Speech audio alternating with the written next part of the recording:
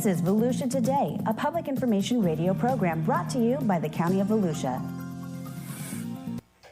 Good morning, Volusia County. My name is Michael Ryan, and you are listening to Volusia Today, Volusia County's one and only trusted source for local news.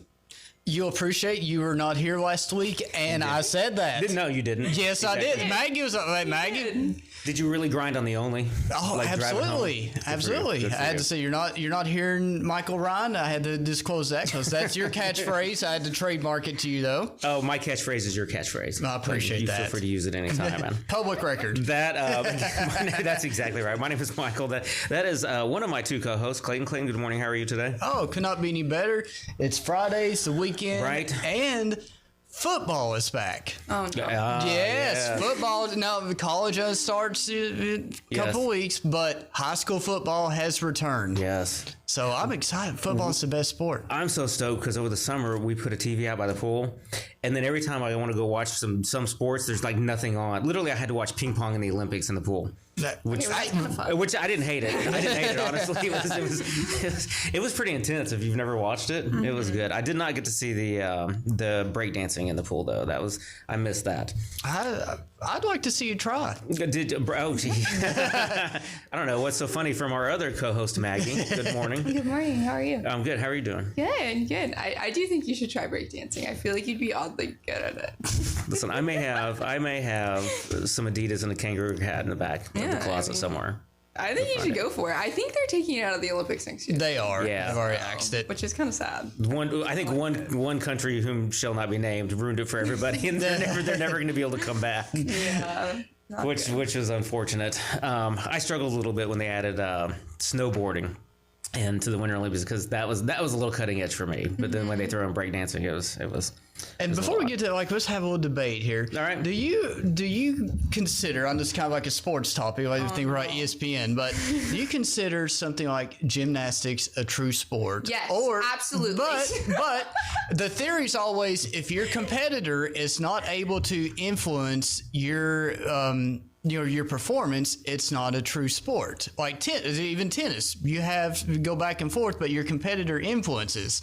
Something like gymnastics, something like that. Even golf. I'm not hating on golf or gymnastics, but we're saying your competitors are not impacting your performance. Oh, I completely disagree. I think watching a competitor is way more intimidating. Okay, we got about 28 more minutes of a show. Sorry, we're but dig in right now. So we're talking about gymnastics. We'll have that debate at the office. First of all, as a girl dad who spent 10 years in competitive gymnastics, I can tell when she was 9 years old, she was more athletic than you on your best day. I definitely think they. I think they definitely are sports. I just have always heard that argument. And it better be a sport because I sunk about $30,000 into it every year, so it better be a sport. Oh yeah, okay. I mean, they get into it. I mean, some of those girls are built. Oh yeah. It's intense. I wish I could do what they do. Well, and if you really wanted to follow the argument along too, you could argue that the other performances do influence your performance. You could make that same argument, Clayton, about track, right? Yep, that's true. Yes, but exactly. Do you consider that to be not a sport? No, I consider them all a sport. Maybe not breakdancing, but I consider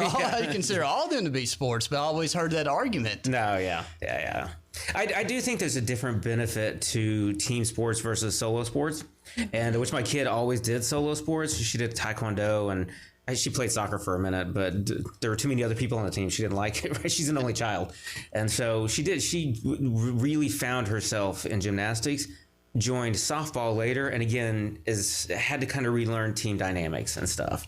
So I think there's benefits to both environments. I understand. I was a tennis player, and I much prefer playing singles compared to doubles. Yeah, really? Yep. Gosh. Maybe that's an only child coming out in me. All the only children in this room. I hate being alone. Don't make me do it by myself. Oh, I broke Maggie's heart when I told her in college I had just a 1-bedroom apartment by myself. You just sat there by yourself all the time. See, that's divine. What did you tell me Clayton does alone the other day? We were talking about Clayton. It was like eating lunch or something. Yeah, he'll go to a restaurant and just like have a meal by himself. And yeah. I love nothing more than a lunch by myself. Gosh, yeah. No, I go crazy. My brain just starts like wandering, and I'm like, I'm having a panic attack in the restaurant before I leave. Okay. So enough about sports and only children syndrome and all that stuff. Let's dig into what are you guys doing this weekend? Big plans? Oh my gosh, what am I doing this weekend? But you've got to have wedding stuff coming up. We do have wedding stuff. We're still figuring out caterer, which has been interesting. Next is the suit. That's like the big step for the next part. So got to figure out what all the men are wearing for the wedding. I'm sure you're in charge of that, aren't you? No, I told James he could do it, but No way. I have a final like approval or veto authority because they have to match. So I can say no, or I can say yes, and he's colorblind, which doesn't help. So Or maybe it does. yeah, I guess that's true. Yeah. Yeah, you might pick something super neutral. Yeah. So we'll see, but yeah, that's the next big step. So are you tasting different caterers? Are you going to all that stuff? Yeah. So we have tastings and stuff that we have to figure out, which it's a lot. And like all of the caterers are all over the county. So it's like, not like you go to one place and you taste 4 different restaurants. Right. It's like you have to go to like 7 different locations and 7 different days and all Yeah, and just times. eat free food all day. That's got to be horrible. I don't know how you get through that. Stressful, I'm telling you. It is stressful. Yeah, and then we got to do cake. That's the other thing. So I made the mistake of picking a caterer whom I knew. And so he's like, did you eat my food all the time? I'm not giving you free tasties. He goes, you know what it tastes like. oh, that's annoying. That's kind of sad. Well, so let's dig into a little bit of Volusia County news. Clayton, we missed you last night at the dedication for the Judge Stephen C. Henderson Courthouse. Yeah, I read a lot about it, and you were actually there. Tell us a little bit like how hers well attended and everything was great. I tell you what, for an event like that, if we get 30, 40, 50 people, we're happy, and I don't know, probably 70. Mr. Henderson, Judge Henderson, had quite a few family members, and so it was good to see them. And I tell you what, if you want to see a who's who, do something at the courthouse. And normally, you know this, normally we'll do a list of kind of the VIPs in the room to recognize them from the podium. And somebody came in and was like, we need to do the list. And I was like, I don't know where to start the list. Like everybody in the room is a VIP. Just everybody stand up. Yeah. So it was well attended, and the family got to unveil the plaque, and which the plaque inside the building is nice, but if you see the front door, it is pretty impressive to see his name across it. So I know that was a long time coming, and we had several council members there, 1 or 2 council members who were real involved in making that happen. So it was a good event. Great. For sure. Tell us a little bit about what happened at the airport this week, Clayton. They got an award? We've been talking a lot about the airport in the last few shows. Like they've had, Velo Airlines announced return. Yes, there you go. Yep. That's how you know how to say it. So they announced that they're returning flights to Hartford, Connecticut, and then also last week, Breeze Airways announced that they're coming, starting 4 new adventures, as they call it, not just cities. Yeah. So the first one starts in November, and I think the following 3 start in February. And just this week, the Florida Department of Transportation recognized our airport as the top airport, commercial airport in the state of Florida. Wow, nice. So that was great, wonderful award, and the county actually we won this award last in 2021. So this is the second time we won it, and it's very uncommon that an airport wins it twice within that time span.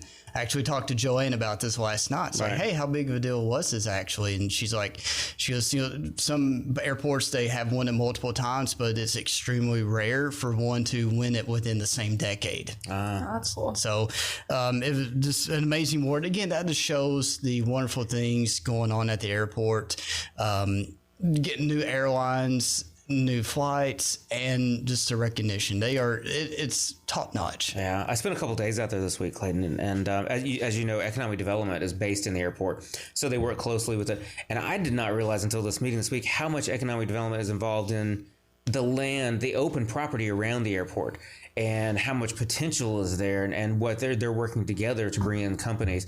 I think we're gonna have a big announcement fairly soon. Hopefully, we just announced was it Boeing recently, if I remember right? Oh, with Embry-Riddle, with the partnership with Emory. Yeah, so there's a lot going on out there, and talking to economic development and just the potential of what we're going to be able to do with that property, and we're talking, new jobs, which is the upcoming announcement, maybe more than 1,000 jobs, if I heard it right. New jobs, think about what it's doing for the tax base, everything. So lots of stuff going on at the airport. We also just last week, I know we talked about this last week, but on Friday we opened up the DeLand station of SunRail. Yes. And there was you're all things transportation for us. Yes. There was an announcement after that. Yeah, well, the VoRide program, and I think I've talked enough about this on the air, so people are probably sick of it, but for maybe our new listeners out there, VoRide is Volusia County's curb-to-curb rideshare initiative. It's extremely affordable. It starts about $2 per ride. The only difference between the VoRide compared to traditional rideshare services is it may not always be a direct, they come pick you up at your house and they take you directly to your end destination. One way we're able to keep this affordable is, I like to call it a true rideshare. They may come pick you up, and then maybe if you're on your way to the grocery store, they may pick up another passenger who's also needing to go somewhere in your area. But again, bringing it back to the SunRail, VoRide, the county actually received a grant from the Florida Department of Transportation to offset cost for people who are needing to go to or from not just the DeLand SunRail station, but the DeBary SunRail station as well.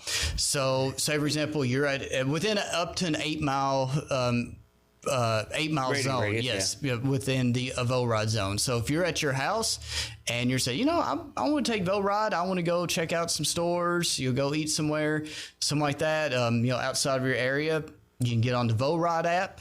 You put in where you're at, your house, and then you click the DeLand or DeBary station, and you'll see that the fees have been waived. So and from. So that's a free ride. I told somebody today, said, that's a great way, to get safely somewhere if, you're maybe going out for a few adult beverages or something like that. So good. I mean, again, it's a grant from the Florida Department of Transportation, so we want to give a shout out to them.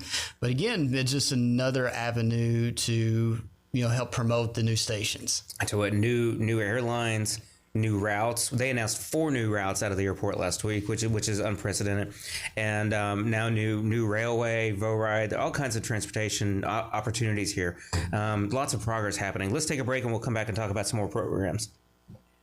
Subscribe to the Volusia County YouTube channel. And hit the bell icon to know what's happening in your hometown. There are so many great places to explore. And things to learn. With over 1,000 videos available right now, the channel offers something for everyone. Let's go! Did you know we have countless features showcasing history, nature, wildlife, and recreation? Subscribe and hit the bell icon. Or that we live stream important county meetings and workshops where leaders make decisions that can impact our everyday lives. Did you subscribe yet? Or that we record our weekly radio show, Volusia Today, where we interview staff from the different divisions and departments across our great county, and they discuss the nitty-gritty of their field and expertise. Go ahead, subscribe. But that's not it. There's more. Subscribe and hit the bell icon and fully explore. Score!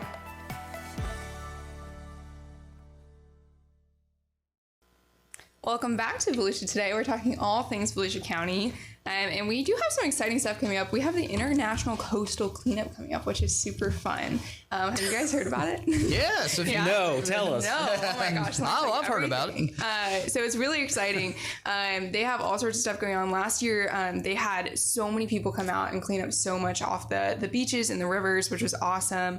Registration is now open until September 8th. So go in, register at volusia.org/cleanup. But you can participate in over 20 sites along the beach, the Halifax River, and Indian River, which is awesome. So it's going to be all over the county. And it's going to be on Saturday 21st from 8 a.m. to 11 a.m. So Hey, why would I do that? What do you mean, why? You got to keep it beautiful. You got to keep Volusia County beautiful. That's the goal, right? And so it makes such a big difference. I think, I'm trying to remember how many tons of trash they cleaned up at the last cleanup, but it was significant. I don't remember the tons. I remember there's more than 1,100 volunteers, though. Yes. I remember that. Yes. Wow, that's massive. Yes. That is. Yeah, so many people come out to this, and it's it's a great way to help the community and clean up, but it's also a great way to meet people too. I mean, what a great way to meet people who have similar values to you and go out there and build your community. Right. It's an awesome opportunity to clean up our community and keep it safe and beautiful. Wait, so is it intercoastal or is it beach or both? Both. Okay. Yeah, so it'll be the Indian River, Halifax River, and there's 20 sites along the beach. Yeah, I think that's important to talk about because we always think about beach cleanups, right? Yeah. And those happen quite often. And unfortunately, they're necessary quite often. Obviously, we do quite a bit of tourism. People come and go that don't necessarily live here and don't treat the beaches necessarily the way we do sometimes. Yeah. So it's a good opportunity, like you said, get out and take care of your hometown. Yeah, and also, I mean, after the summer, we have so many tourists that come in for the summer to go to the beaches and stuff. This is a great time to get out there and help keep our community beautiful. You know how you could have learned about that? Maggie? Do tell me. You could have signed up for the News You Can Use newsletter, Maggie. Oh, yeah. That one's awesome. All you have to do, and James, I'm sure James has signed up for the News You Can Use. Yes, of course he has, right? Of course, yeah. So, but listen, he is not getting a ring unless he signs up for our newsletter. Let him know that. I will double check. We ain't putting no ring on nothing until he signs up for the newsletter.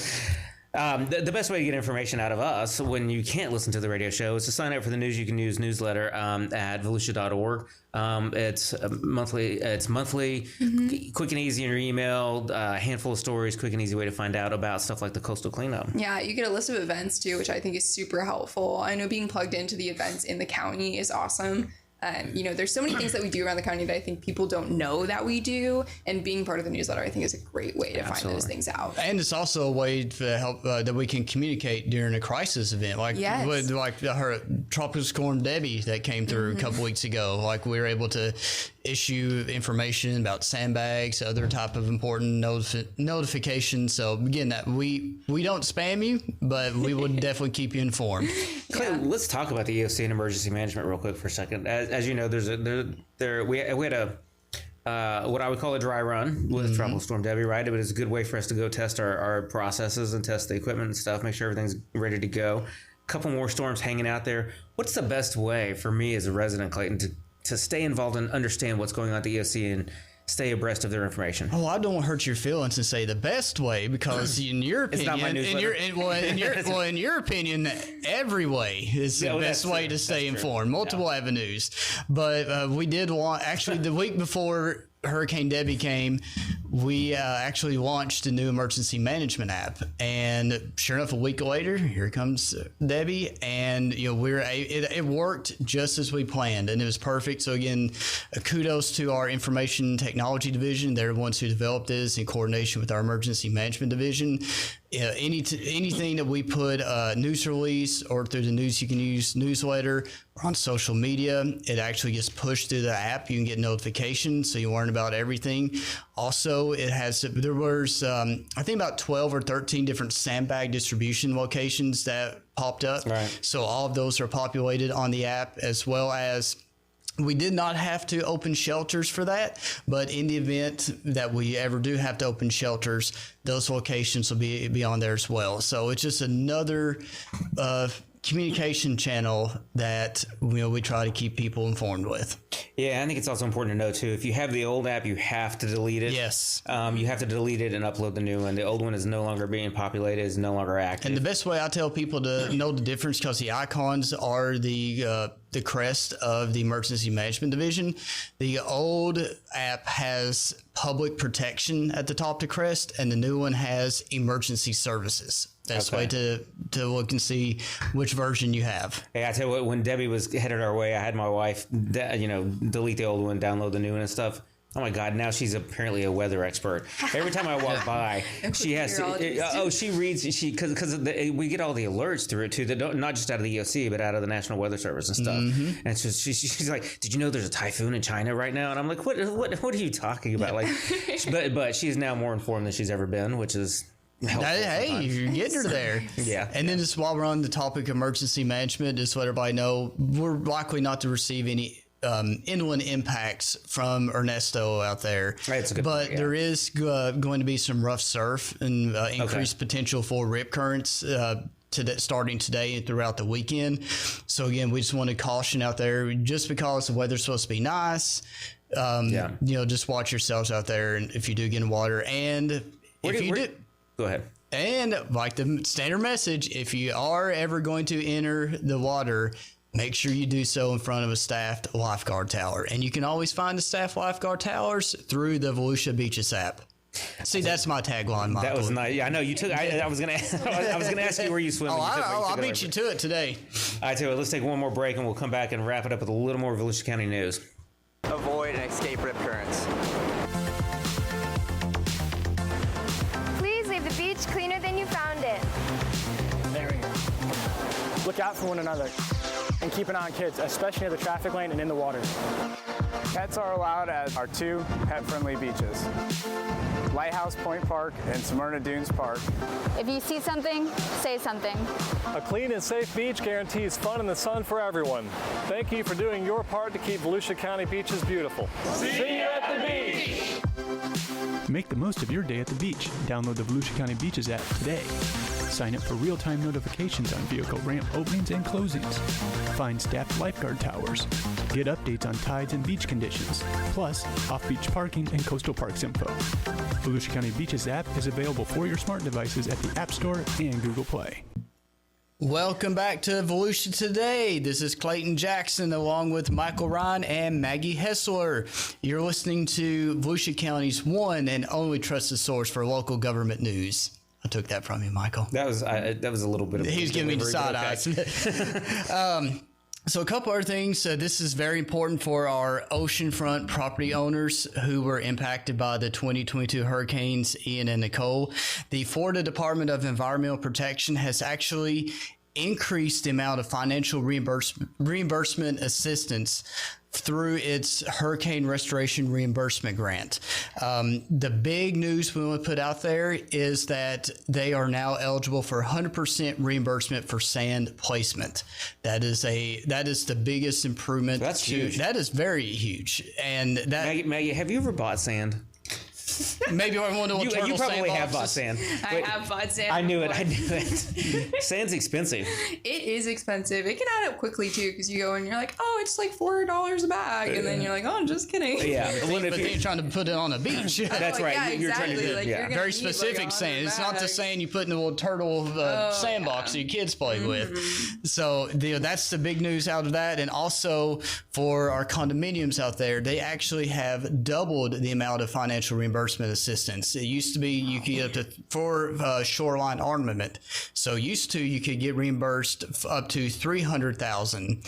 Now you can get reimbursed up to $600,000 for 50%. So if your total shoreline armament costs were $1.2 million, you can get reimbursed of 50% of that, which would be $600,000. And the state, the FDEP, they do recommend that even if you already have applied and you receive payment, that they encourage you to reapply because some of the other intricate guidelines may change, which you may be additional for more assistance. So again, that FloridaDEP.gov/HRRGP. That's the website to go to. Again, check that out. Okay, I'm going to check that out, Clayton. Sorry, I was waiting for somebody to jump in. It's like I just feel like I'm hogging the show today. I mean, that seriously really is a big deal for those homeowners who have been trying to recover for a couple of years now. And this is legit, like nearly 300 property owners have received assistance through that. And just alone in Volusia County, the state's issued almost $19 million. Wow. So, and there's only about $30 million left. That's the end of July. So any of our oceanfront property owners out there listening, I'd go on and apply sooner rather than later. Yeah, $30 million sounds like a whole lot of money. But not when they're giving, you could give to $600,000. Yeah, that could go quick. Again, and that's across the state, $30 million. So, Clayton, transition us off the beaches and talk about roads a little bit. How do I give some input on what roads I think are important? Well, the county has its upcoming roads priority list, and we have 4 impact zones throughout the county, and our public works department is going to be going around starting next week. They're going to be doing public meetings where the public works staff, they will present the roads list, the priority list. They can talk about each of the projects. This is what we're planning to do. And then the residents can give their feedback on them. And the road improvements, it could be capacity such as widening, extending, or even new roads, safety improvements like extending shoulders, things of that nature. So again, there's 10 projects on that list, and we'd recommend people to go. They're able to listen to the staff, and then they're able to give their feedback. And then at all this is on our website, volusia.org. There's going to be a meeting in New Smyrna, in Daytona, in Ormond, as well as DeLand. And the one in DeLand will be on August 29th. And all of these meetings for 6 to 7 p.m. But the one on the 29th will actually be live streamed on volusia.org. So if you're unable to make it to one of those meetings, we'll be posting the recording of the meeting as well as the priority list and other relevant documents on there for continued feedback. All right, Clayton, listen. So I'm not going to lie. That sounds super boring. Why do I care? Why would I go to one of these meetings? Help me understand. Well, what do you mean? Like we all had to take a road. We all had to take a road to get here. That's true. I did take a road to get here. If people, they complain about my road needs fixed or this issue.